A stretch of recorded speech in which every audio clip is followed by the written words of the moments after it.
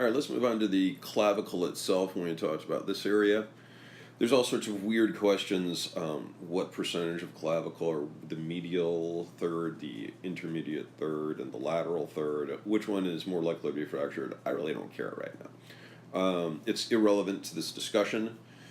You can look it up. It's usually a question that you see in a test. All I'm really concerned about is that you recognize a fracture and again palpate from medial to lateral and palpate the entire length along the clavicle. Sometimes you'll feel the step off, sometimes you won't.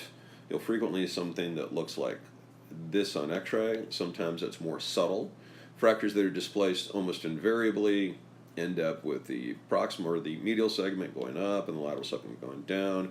It has to do with the forces involved in most of the injuries. Don't even really worry about that right now.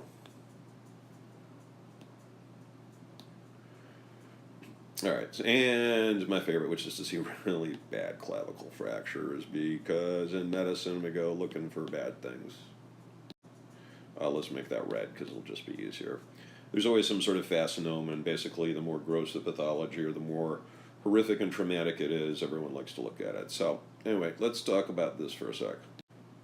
So we're talking about the area over here under the clavicle. Again, nerves, arteries, and veins, lions and tigers and bears, oh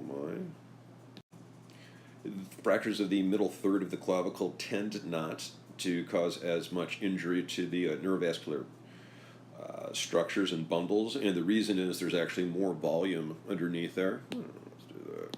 There's more volume in the area under the medial third of the clavicle. Nonetheless, you must document a normal neurovascular exam downstream of the clavicular fracture. Do that each and every time.